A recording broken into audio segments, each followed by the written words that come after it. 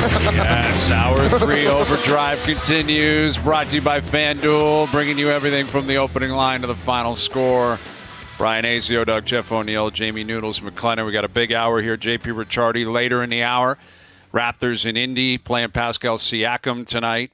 And our buddy Ken Daniels will join us here in a few moments, the voice of the Red Wings, who got his call was unbelievable. We're going to play it in a minute. It was. Such a great call. Just how he said, like, the story is complete. It's like, I know. That is the gift of the play-by-play to, I mean, I don't know. We'll have to ask Kenny if he had that in his back pocket. Like, how can you predict the game was going to end like that? Well, I'm glad you brought that up. Because I want ability. Let me play a clip here from Kane postgame, guys. Grab the Kane clip about the shootout winner, because he was asked about it, or not the shootout winner, the breakaway winner in overtime.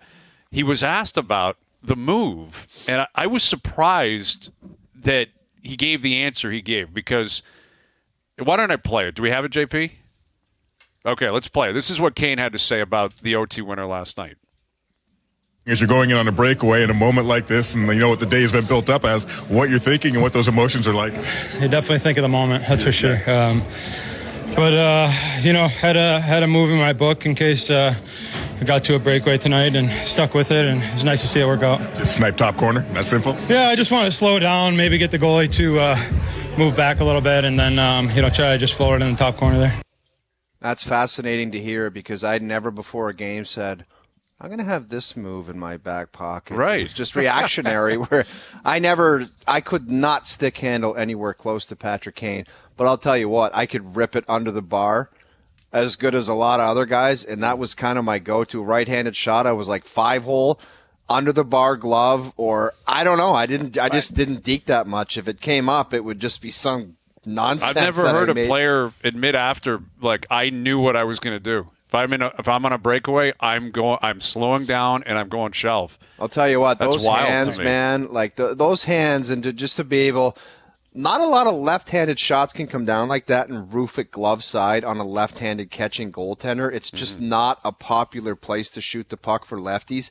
You see a lot of low blocker side, low 5-hole. It seems like left-handers bring it to their backhand a little bit more often. But for a left-handed shooter to go bar down like that glove side on a goaltender, that's just a tough shot. Not a lot of guys pull it off. Jamie, I don't know if you'd agree with that or not. Well, no, I agree. But I was laughing to myself watching that, because I was like, where the hell did he come from? Like, Seth Jones gets 2 cracks at scoring, and he's like hanging out by the blue line. Like he's already stretched the play, because DeBrincat is the guy who actually turns the puck over and leads him. And Kane has so much time. Like, he basically got lost and was like, okay, I'm in on a breakaway. And I got to come back because, I want to ask you a question. You said, I rip it under the bar. That's my go-to move. Like Kane, I'm sure in his mind he's going, if I get an opportunity, I am going to slow it down and go. He knows these guys. He knows Mrazek. He knows. So it's almost, I guarantee you, he's done that 1,000 times in practice. Yeah, well, I don't know if he does. I don't know if these guys like get video. I would love that idea. It's almost like if you said to the video guy when I played, "Can I get clips of this goaltender in different scenarios to see how he reacts, so I can kind of get some kind of?" I think he would say, "I'm too busy doing other stuff." Right, but that was incredible last night. I mean, it added up beautifully. It was just a perfect, close or finishing play, I guess, on what was a great night. Chelios, his number goes up into the Raptors. His jersey goes up. Chicago, shows up and plays pretty well. We haven't seen that a lot out of them this year. And in the end, it's Detroit that gets an OT winner, and it happens to be Patrick Kane. And, the call went viral immediately. The three of us, we were on the group chat saying, man, did you see that last night? And why don't we play it here before we get Kenny in? This was the call, Patrick Kane in overtime last night. Look out here. Look at this. Wide Look open at this. from center ice. It's Patrick Kane in Chicago. And he scores. Oh, my God. Kane with the overtime winner. The Red Wings win it 3-2. The story is complete on Kane's return to Chicago. That's a great call, man. Unreal. It's just such a great call, and it was a great night, and it deserved a call like that. And let's bring him in here, the voice of the Red Wings. Here's our good buddy Ken Daniels. What a call last night, Kenny. That must have been fun. It was fun, and I have to say first, long-time listener, first time getting called, so I'm honored. Yet realizing, and I'll tell Patrick Kane this, and he'll say, I got you on their show, and I said, I know you did, so thank you very much. I appreciate that. We appreciate you doing this, Ken. I mean, again, that was such a great call, man. And I mean, you're in the moment. We heard Patrick Kane say afterwards, like he had his move in his back pocket. He had something prepared. I'm wondering if you were thinking about it earlier in the day, like if this goes to OT and Showtime closes this out, like do you have a call for that, or were you just simply in the moment? No, I was just in the moment, but we have this little silly game we play called Light the Lamp, which all of us on the broadcast compete to finish first, and I'm up by a lot this season, and I had second pick, and Mick took the team, and I took Patrick Kane. So I was rooting for him anyway. Patrick and I had talked lots about his return as we did and how he might handle it, and I knew he had worked on the move, but after Alex DeBrincat had tied it, and then there's 6 seconds to go in regulation, and I said, wouldn't it be something if Patrick Kane ended this thing? And there were 3.5 minutes left in the game, and Kane assists on Alex DeBrincat's goal, and just prior to that, it was Connor Bedard who hit Patrick Kane pretty hard. And Mickey said, quote, because I remember it, I'm not sure if you're Bedard or the Blackhawks, you want to get Kane's dander up at this point. Because he and Larkin and DeBrincat hadn't done a whole lot that game. The Jason Dickinson line, believe it or not, with Joey Anderson and Colin Blackwell had shut them down. And sure enough, that is Patrick Kane, and no, I had nothing called for it, but as soon as he got the puck at center ice as DeBrincat fed it, I said, this is going in. Mm-hmm. I had no doubt it was going in, and the nice thing was my daughter, who's an ER nurse in Chicago on the cardiac ward, was standing right next to me with her fiance, so it was just a great moment, and I just loved it, and you're in the moment, and it was a great night. Kenny, talk about the juice in the building. I mean, we talk about the dog days of the season and some no-hitters and some brutal games, like just with Chelly and then the Kaner with like just the buzz in that building. It must have felt pretty unbelievable. It really was, and it's a who's who. I think Chris Chelios' jersey retirement was just an excuse to throw a damn party. I don't really think it mattered. The funny thing was when they do that score-o in the intermission, and Cindy Crawford scored a goal in the intermission, and on the air, I said to Mickey, "How about Cindy's shot? Pretty good, huh?" And he said, "Well, I wasn't looking at the shot." So that sort of set the tone for the third. Oh, but it was funny because Mickey said before the game, he goes, "Look out, because this is Chicago's playoff game." And you could feel the buzz. And we stayed through, the celebration on the first TV timeout and 3 tours of center ice and laps for Patrick Kane. The buzz was just enormous, and a lot of Red Wing fans there, but even the Chicago fans. And they knew for what Patrick had done there, we knew the ovation that he would get. So it felt like a playoff game, even Chicago far from it. The Red Wings are hanging in there. And just like 2 games earlier, beating Colorado, Kane in overtime from Larkin. Kane got the first goal against St. Louis in the 6-1 win. So the past 3 games, Kane's had 2 overtime winners and the first goal to set the Red Wings off. I got to tell you, this guy is really something. And the Red Wings love to play with him and for him. And I'll say this, after the game, Trevor Thompson was waiting to get Patrick Kane, and we waited, feeling he'd be the last one off the ice. And Trevor's waiting on Bally Sports Detroit to do the interview. And Patrick walked by Trevor and said, "Give me just a minute. I've got to go in to speak to the guys first." And that's what he did. He went in, talked to the guys, the coaches. They had him wearing an A that game for the first time. And he is just so appreciative of everything around him, loves his time in Detroit. And then he came out and met him. So he knew the buzz. We all did. It was just a wonderful night. Well, Kenny, talk about this team. You said hanging in there. Now they've got 70 points, showing some maturity. Some of the young guys found another level. Patrick Kane, playing like he has, added to this group. Have they quietly gotten better? Tell us about this Detroit Red Wings team, what you like and where you see that they're headed to. Well, what Steve Yzerman did last summer came on the heels of him saying Ottawa and Buffalo were ahead of Detroit in the rebuild. Now, he didn't say they were better teams, but they were ahead in the rebuild. So he countered that, letting his prospects wait but adding to the present and depth. And that and Alex Lyon have been the key. So 12 players now in double-digit goals for the Red Wings. Steve added JT Compher, who's got 14 goals and a Stanley Cup. Had been thinking about adding Patrick Kane long before Patrick Kane came to Detroit and was healthy. He added Daniel Sprong on a one-year deal, 16 goals. Added Christian Fischer, 1 year, $1 million, a workhorse. Added Shane Gostisbehere, 1 year, 36 points, integral to a power play that's 8th in the league. And, he plays his offside, the right side, so it's put Justin Hall, as you guys know Justin, a healthy scratch many nights, but he's been okay when he's played. And then Ben Sherratt has had a bounce-back year and eats some tough minutes with Jeff Petrie. Ben Sherratt's father was ill all of last year. He passed of cancer at the start of this year. It was a tough year for Ben, but he's bounced back. So all in all, I think it was about giving this group a chance with a lot of new players, depth in scoring, just like Seattle had. And you can see who Seattle's lost in Sprong and Donato and Geekie. They're not scoring like they did, and the Red Wings basically took that model, and it's worked to negate Ottawa and Buffalo's present advantage, and it's worked out. And I think that and Alex Lyon have been key. Well, Ken Daniels, the voice of the Red Wings, and you mentioned Steve Yzerman. You were calling his games back in the day. You're well aware of what he represents in Detroit, and I'm sure throughout the state for that matter.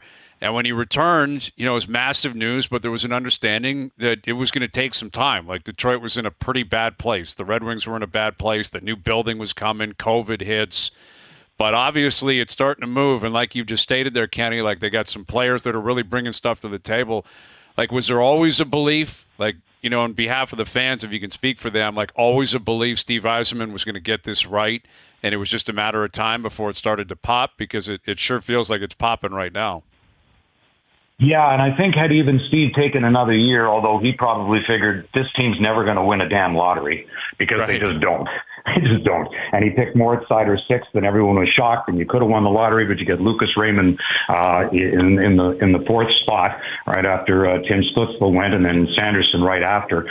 So they just can't win a lottery, and that's why I think Steve did what he did, just add the depth. He came on in 2019 and thought it would be some time. Ken Holland was ridiculed beyond belief back in 2016 or 17 when he said, "I'm here to tell you."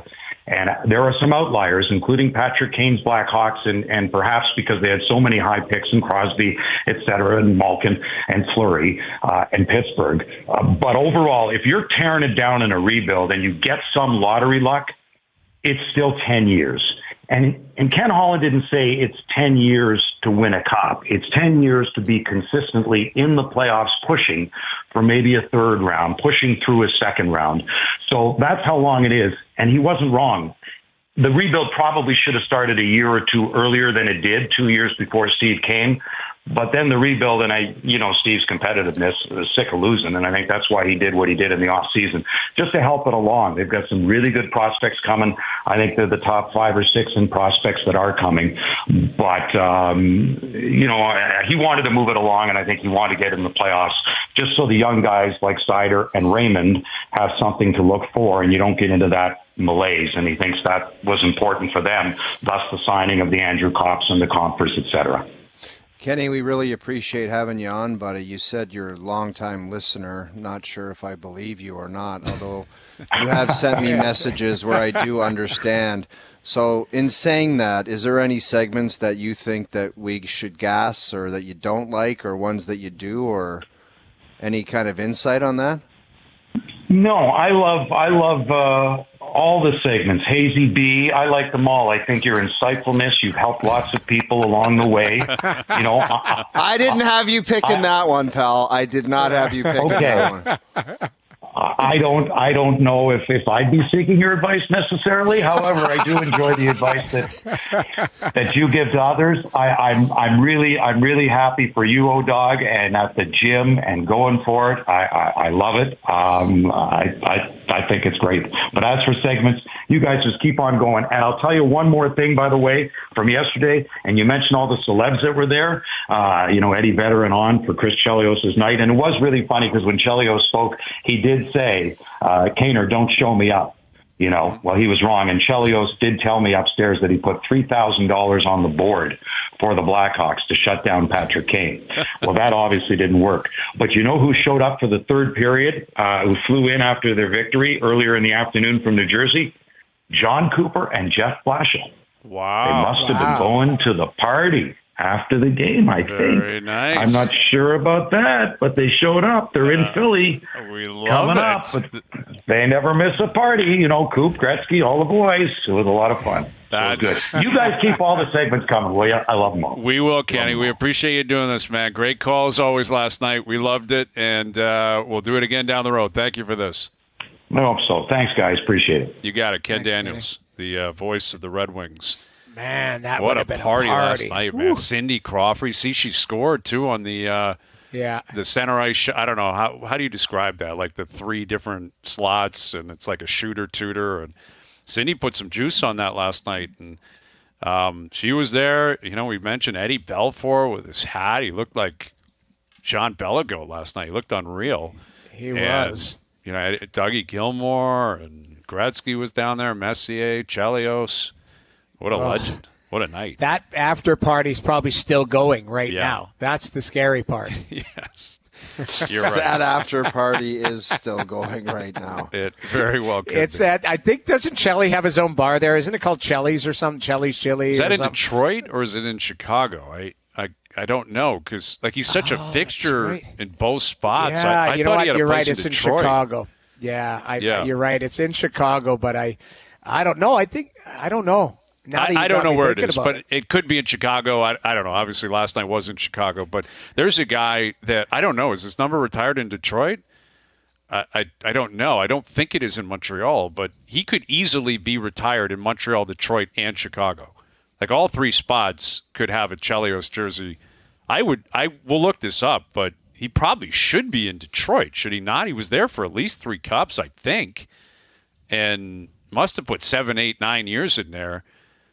Anyway, I mean, wow, look That at is that. that means that you are a flat out stud. Easily Montreal, Chicago's a no brainer.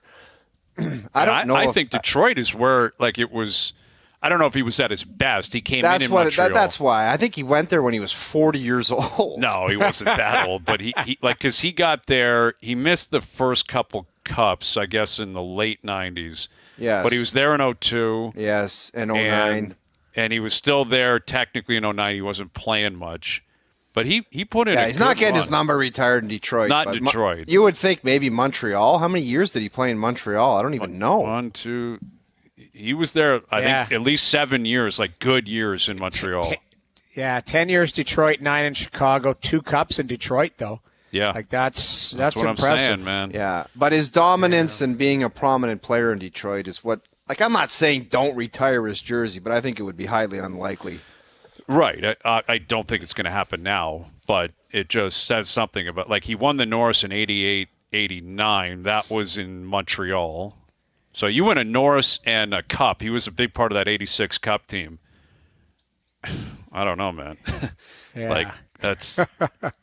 Put it this way: the guy's a legend everywhere. And what did he retire at like 46 or 47? Wasn't he playing for the Chicago Wolves at that age? He came back. He played in Atlanta in 09, 2010. He played 7 games in Atlanta, remember? And I think he was 46.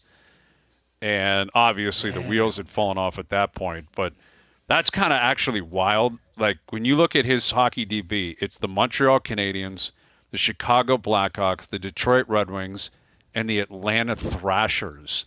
Like 3 original 6 teams, 3 storied franchises, and then Atlanta. But anyway. So, yeah, thanks again to Ken Daniels. JP Ricciardi coming up, and something to chew on brought to you by Boston Pizza, recapping what we've seen out of the Leafs recently and what maybe we can expect moving forward. And we'll get back into Jason Palter. That's our guy here from TSN, you know, his definitive number 1. I have the answer. It's in. Wow. The answers are in terms of how he would define the most important wrestlers of all time. I'll tell you what, Ric Flair's not getting enough respect. I had a guy that has a great life, like great house, wealthy, and just said, Austin 316 was a game changer. And I'm like, shut up. It was, man. I'm telling you. Dude, shut up. I'm telling you, it changed the world. It changed the world. Changed the world. But I have the answer from our resident expert, all right? I will grant you the number 1 answer, who he has at the top of the list, the most important wrestler of all time. Put it on a board. I want a board. We'll get to that answer next. What is this garbage?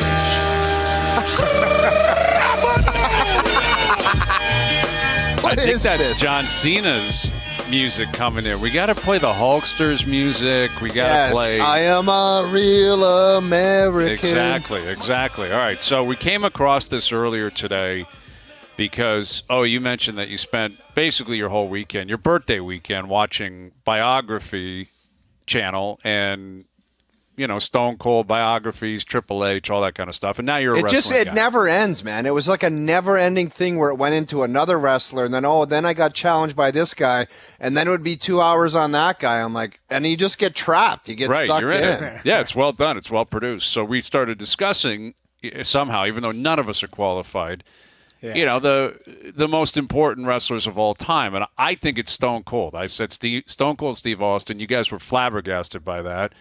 Oh, you think it's Hogan. Noodles, you think it's the Cuban assassin, I think. No, I think it's Hogan. I think Hogan was generational with the skullet. We're old school, man. We're Hogan. Man, his skullet, he was like 32 years old. Yeah. And his skullet was out. He looked like he was 55 years old. Yeah. And he was 30. Like in that Rocky movie, he's like 32 years old or something. And he looks legitimately like he's 50. Yeah. So we went to Jason Poulter, who's been dragged into this. Jason works with us at TSN. And Noodles, you stated that for you, he's a definitive voice. He's a guy that you can rely on. Asking him to give us a 1 through 5, right? Who is the most important wrestler of all time? You guys ready for the answer at number 1? Yes, go to 5 to 1. You want me to go 5 to 1? Okay, at number 5. Now, he has a couple of honorable mentions. Shawn Michaels is in there, Kevin Nash. So he's got those in there. Number 5, Andre the Giant. He's got Andre the Giant at number 5. Number 4, he's got The Rock. So he's got The Rock, who he said transcended wrestling. Now he's a superstar, right, in Hollywood. Seems low. Number 3, he's got Ric Flair. Ric Flair at 3. Woo. Influenced generations that followed. Exactly. Ric Flair on the mic. Now you can go to 1. I will get to 1. Ric Flair on the mic, no one better. Right? No one better than Ric Flair. And, all right, number 1. So we know it's down to 2 guys. We're all aware. It's either Hogan or Stone Cold. At number 1, Hulk Hogan. Poulter! Hogan at number 1 and Stone Cold at 2. So I'm wrong on this. You guys are right. Hogan, the definitive number 1 guy, most important wrestler of all time. Regardless of your age, we're talking about a legacy player. I mean, it's like hockey. The hockey version of it is everyone's in love with McJesus and Sid the Kid. But there's still Gretz up there where it's just untouchable. Yeah. Okay. All right. The Hulkster. That's what we're talking about. The Hulkster and Gretz, number 1 is they're on Gretzky. a level all their own. All right. Okay. Wow. There you go. So you guys are right. Congratulations on that. I don't feel anything, though. Like, I should feel vindicated or anything. I don't feel anything. Like, because I know nothing about that sport. I just felt like the Hulk was like, we've known him for our lifetime. I agree with you. I hear you, man. I know he made a big impact on I tried to branch out and claim I knew something about the late 90s wrestling and early 2000s, and yet I'm way off on that. But something to chew on brought to you by Boston Pizza, Canada's favorite sports bar. From tip-offs to tie bites and puck drops to pizza, BP's elite lineup of apps, wings, and ice-cold beers. Always dialed in for game time. Hustle into your local BP tonight. Perfect little segue, right, for the Leafs. Austin Matthews, that's Hulk Hogan. Right? I'd say Mitch Marner's probably Stone Cold. Nylander's Ric Flair. You can go down the list, right? But you also need to fill out your roster. You need other guys. Who's going to compete for the tag team championship? Who's going to be the Bushwhackers, the Legion of Doom? Who's going to play these roles to fill out a card? Who's the guy with the green tongue? What was his name? Oh, what was his name? Guy. The animal. No, not the animal. I know who you're talking about. George the Animal Steel. George the Animal Steel. Yeah. The Mankind. There's been some wild people over the years. So we're asking, which non-core 4 forward is most likely to be the Leafs' unsung hero come the Stanley Cup playoffs? And this feels like recency bias, but it's Tyler Bertuzzi at 46%. He's getting the most. Max Domi's at 23%, Matthew Nyes at 14%, and Bobby McMahon at 16%. Mm-hmm. Is it? Are you guys cool with that? Do you think Bertuzzi should be in the lead in terms of unsung heroes? Absolutely, Hayes. He's as soon as he scores 3 goals, you talk about it, and the way he approaches the game. And he's had a miserable season up to this point, but come playoff time, and you even saw it last year with the Boston Bruins, his approach and what he does on the ice, it's predictable. You're going to get the same thing. And when you do that, you're not going to have a massive dip. It's like when you're ultra skilled like the Leafs have, it's like if you don't want to do the dirty things come playoff time, you're going to see a major dip in production. And we've seen that throughout the years. The dominating style of play, the free-flowing game, if that's not there, then what do you bring to the table? And for Tyler Bertuzzi, that's not the way he plays anyway. So he's game for anything, and there's not much of a drop-off. So I expect him to be a big-time player.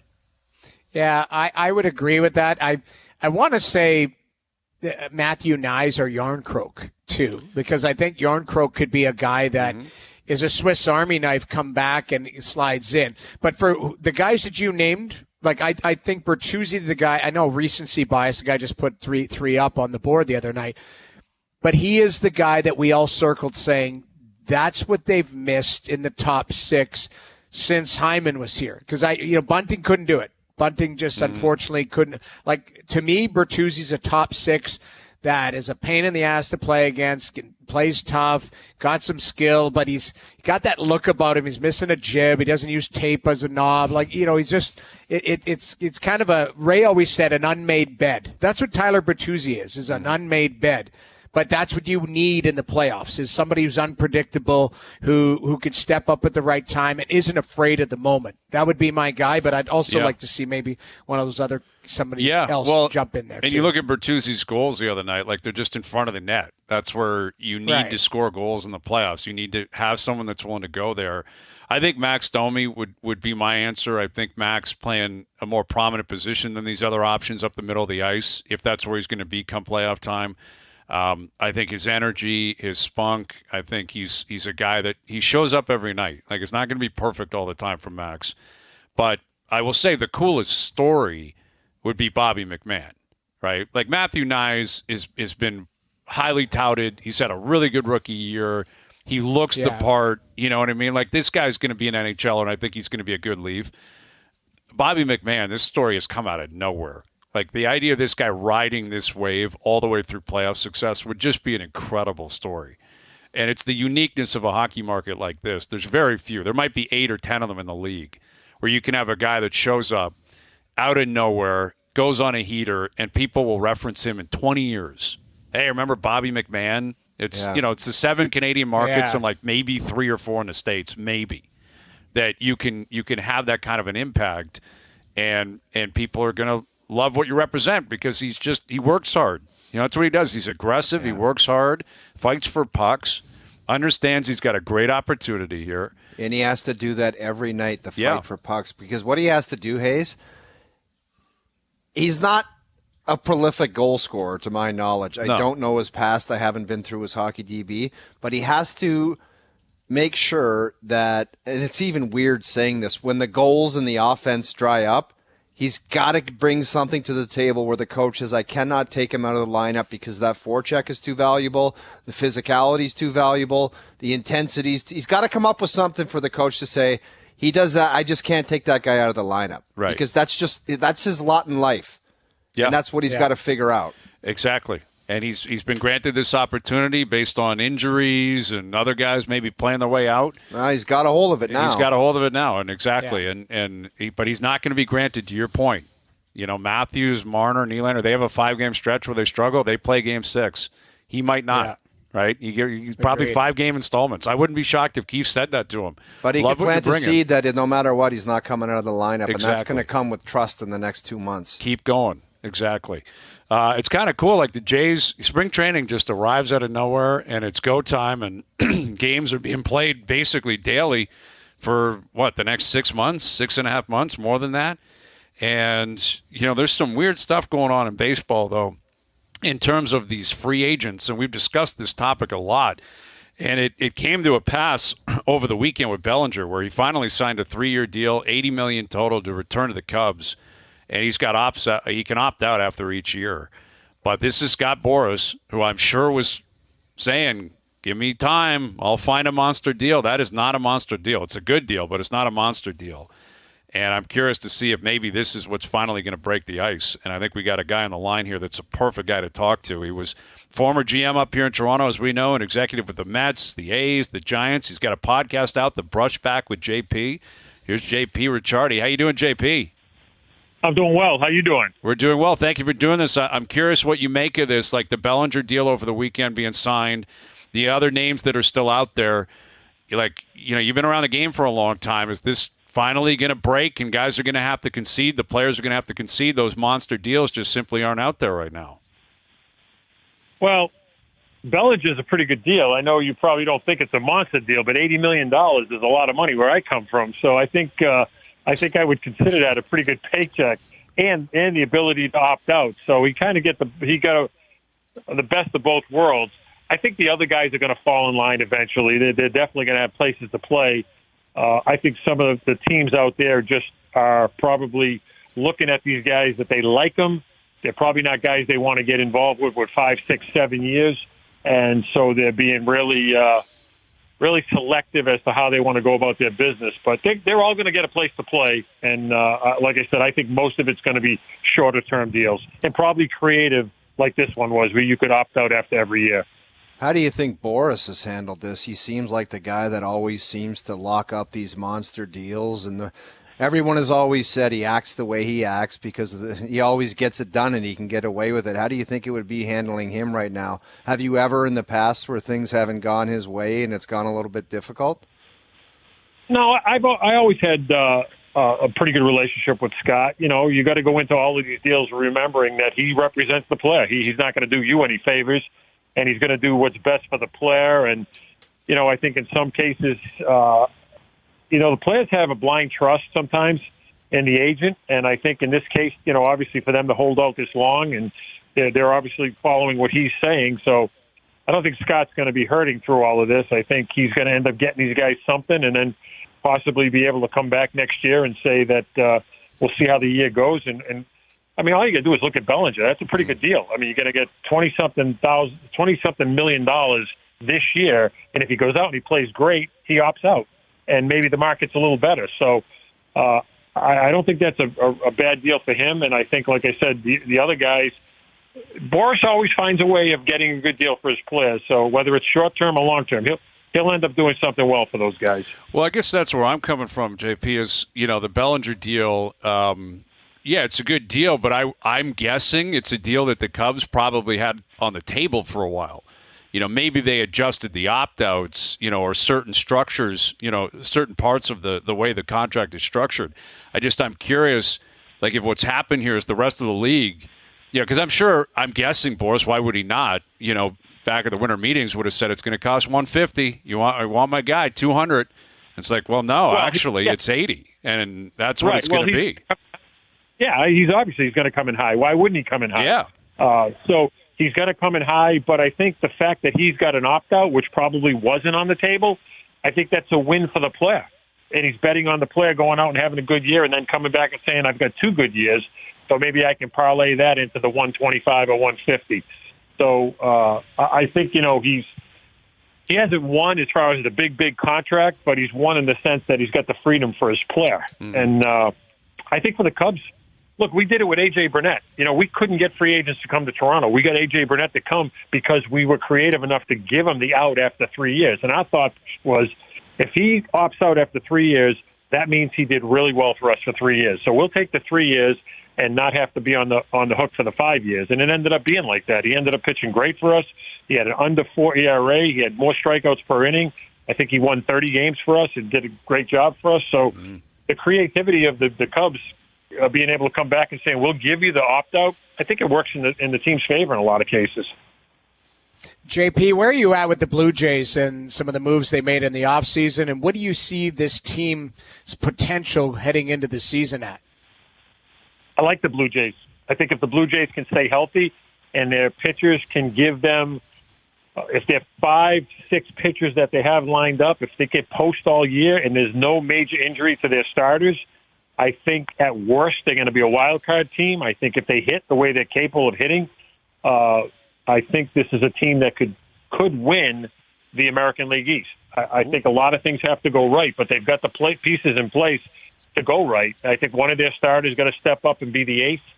They got to get 150 to 200 innings out of those 5 or 6 guys in the rotation, and I think that's going to get them through the year, and it's going to really go a long way to solidifying the consistency in that rotation. So I like them. I like their club. I think they can beat you in a lot of ways. Obviously, last year they didn't score as many runs as I think they wanted to, but they have the capabilities of doing it. I really like Justin Turner being brought in. He's a great clubhouse guy. He's going to be the adult in the room in that clubhouse with the younger guys, kind of show them the way, hold those guys accountable. A lot of good things to like about the Blue Jays. JP, Alek Manoah is back in camp. It looks like he's dropped some weight. Last year was a disaster. There's no other way of getting around that. How would your end-of-the-year meeting been with him? Like, how truthful and intense and to the point would that meeting have been? Would have been very to the point, but it would have been to the point all the way through the season. I would have wanted to know, what happened. Okay, yeah. So would you not want to talk to him in training camp when he showed up so overweight? Like, what would that conversation would have been? Yeah, the first conversation would have been the first conversation would have been like, what's going on? Why are you in the weight? Why are you carrying the weight that you're carrying? What was your off season like? This and that. And I would have actually brought the trainers in and said, weren't we monitoring this guy all winter? We're supposed to be monitoring him. But that's in the past. I think the nice thing about Manoah is I love Manoah. I scouted him when he was at West Virginia, and I really wanted us to take him with the Giants, and that fell through. So I'm a big Manoah fan. And I think if Manoah comes back and he's the pitcher that he can be, that's like the Blue Jays making a trade. That's going to be, anywhere from 12 to 15 wins and 200 innings, and he's a presence on the mound. So I think there's only upside with Manoah. If he does revert back to what he did last year, I would be very surprised. But, it's a conversation at the end of the year that would have been, this week, this is unacceptable going into next year. And listen, it's for the players. The bottom line is it's the player's career. You're wrecking your career if you don't take care of yourself. Mm-hmm. So, he's got more to lose than the Blue Jays do, and as far as the career goes. But I think he's going to bounce back, and I think he's going to be a big addition. With JP Ricciardi, I mean, that's what people are banking on here. It's an interesting conversation because they won 89 games. They made the playoffs. They've been in the playoffs 2 years in a row. 3 years ago, they missed it by a game, and I think they won 91 or 92 games. They've been consistently good here for a number of years. Yet it does feel like Manoah's got to bounce back. There's a lot of focus on Vladdy, and everyone's got a different opinion on Vladdy, based on, obviously, the hype, what he has shown at times. A couple of years ago, if it wasn't for Ohtani, the guy probably wins unanimous AL MVP. But his statistics the last couple of years have dipped. Last year, he had an OPS under 800. Doesn't hit for a ton of power, has velocity coming off the bat. But everyone's got a different read on what they see out of Vladdy. How do you answer that question when you're asked, JP? Like, who is Vladdy Guerrero Jr. in your opinion, and what is he going to become in the next 2 or 3 years? Yeah, and that's a good question. I think the fact that he's won the big arbitration case is going to be a little bit more weight on his shoulders. But I think it's time for him to really, step up and be the player he's capable of being, which is a 30 home run guy, a big RBI guy, a consistent hitter. It's definitely in there. And I think, we still forget he's not an older guy. He's still relatively in the prime of his life. So it takes a lot to mature as a player, and I think he's probably getting to that maturation process. I would expect a big year out of him, and I think if he's capable of touching on all the things that he can do, he's going to have a big year. And look, him and Bichette are the guys that carry that team offensively.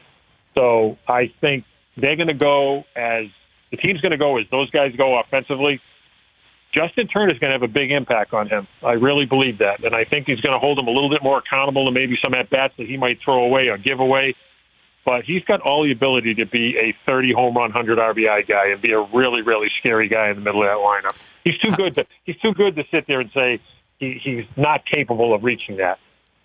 How do you think Turner can do that? Like, is Turner's reputation, is he blunt?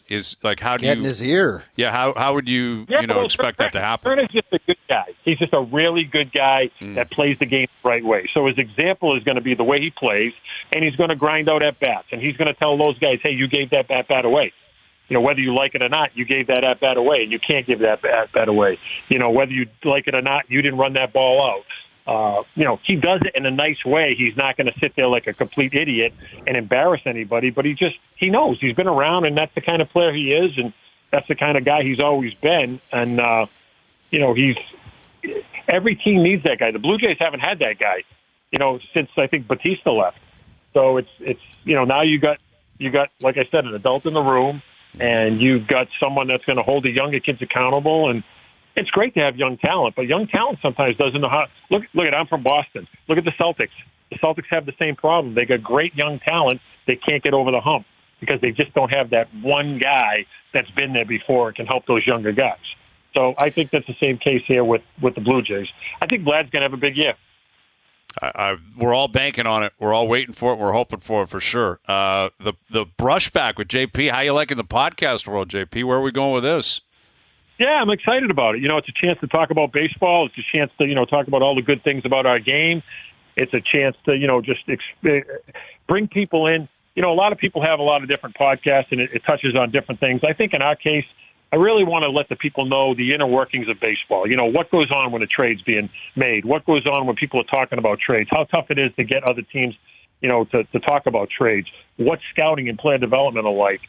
All the inner workings of a major league team that most people hear about, but they really don't know about. So I think that's going to be a lot of fun to bring people into that. And, people say, well, what's the farm system like? Well, you can explain to them how the farm system works and what goes into it and the little intricacies that organizations do or don't do. So I think this is going to be a little different because it's a little bit more insight than maybe people are used to, but I'm excited about it. It's going to be a lot of fun. Well, good luck with it. We'll do it again down the road. We appreciate you taking the time today. Thank you for this. Okay, guys. Take care. There's JP Ricciardi. Skill testing question for you, Hazy. Yeah. What was brought up about JP Ricciardi more than baseball wins, losses, anything? Do you remember? His glasses? No. I don't know what. He lived. Oh, yeah, about him living in Boston. Oh, yeah. my God. Anytime somebody brought up that guy's name, it was like, he doesn't care about the Jays. He lives in Boston. Doesn't. Right. Well, same thing with Dave Nonis. Remember, Nonis came up all the time. Nonis, I think, lived in Cape Cod or something. Cape Cod or something, yeah. That JP, man, it was just insufferable. It was like, how the hell could that guy care about the Jays? And then the Red Sox would come in. He goes, probably cheering for, but it was insane. It was insane, the talk of him not living here. It was a big topic of discussion, big one. All right, every day we announce a current or former Maple Leaf player for the Maple Leaf Player of the Day and the Leaf lineup of the week. This week we're giving away tickets. This is a big one. Leafs-Bruins, March 4th. Whoa. Leafs-Bruins, March 4th. Plus we're throwing in a $250 Vanilla Visa prepaid card. Vanilla Visa prepaid cards are available for purchase at Petro-Canada. Today's Player of the Day is Tyler Bertuzzi. Tyler Bertuzzi, a Bruins alumni and obviously a Leaf alumni. Tyler Bertuzzi is your Player of the Day. Come back and wrap up a busy afternoon. Raptors-Pacers tonight. You got the Oilers playing the Kings tonight. That's a big one out in Edmonton. OverDrive continues. TSN 1050 and on TSN 2. All right, we can mix this in every once in a while. Like we need some wrestling tunes coming in, like the occasional segment, right? Mix what was Mr. Perfect's song? I don't remember Mr. Perfect's song, but he was one of my favorites, man. Mr. Perfect was the best. Like that video he did where he threw the football and then caught it himself. Have you seen that video? My God, that is so outrageous. It's so great. I love the editing in that. It's just like throw it, and then it pans to him, and he's like looking at the guy, and he runs after it. It's so dumb. It's amazing. Yeah, Mr. Perfect was great. There was some great like intros, and I don't recall his, but the Undertaker's was always crazy. The Rock. You can't go wrong with any of these guys, right? No. You just can't go wrong with any of them. It's a great show. Great show. Yes, absolutely. All right, the Raptors are in action tonight. They're going for 3 in a row, right? The pizza party's on the line tonight for Darko and the boys. They're going to win tonight. That's 3 in a row. Let's not talk about the pizza party or the road dinner, whatever he plans on doing, because it never comes to fruition. Never. Someone sent me a message that when that was originally brought up, a couple of months ago, 9 And what is the deal? Well, the deal was if you win 3 in a row, I'll take you out for dinner or something like that. Yes. Yeah, and since then, they have not done that. And 9 of the players that were on the team when he made that promise are no longer here via trade. Right. Like Siakam was here, Anunoby was here, a lot of different guys. So, there's probably new guys in the room that are like, what are you talking about? I just would have rescinded it, saying that was a while ago. It's been a mess since. It's over. But the door's open now. Trae Young's he's got a finger issue. He's out for a month. Atlanta's not great. Brooklyn's a mess. Maybe they get themselves into a play-in, and if you do that, great. Then just give the pick to San Antonio. It's over. The Pirtle deal's complete. Your young Brooklyn team just fired their coach They last just week? fired their coach, Jacques Vaughn, over the All-Star break. Since Durant and Harden going there and Steve, Kyrie, they're not that good. They're a young team. I know, but that's been a circus of an organization. Yes, it has. Yeah, Ben Simmons is still there deciding when he wants to play. God. Every once in a while. Imagine being a fan and watching all of that go down the last 3 or 4 years. Crazy. That would just be insane. Well, and on top of that, the Knicks are legit, right? Like the Knicks are going to the playoffs anyway. I don't know if they're going to be legit necessarily, but they're certainly a playoff team in the East. So, we'll see. Raps in action tonight. Oilers, your boy, Stuart Skinner in net. Needs a big one tonight. So we'll look forward to those games, and we appreciate everyone for helping out behind the scenes today. As always, we appreciate everyone tuning in, TV, radio, podcast, web. We always appreciate the support. We're out of here. Enjoy your evenings. Enjoy the games tonight. We're back tomorrow at... You disrespected one of the classiest of all time, Jake the Snake Roberts. Oh, shout out. Remember those pants he wore? Unreal. Don't ever disrespect Jake the Snake. All right, shout out to Jake the Snake. 4 p.m. We'll chat then.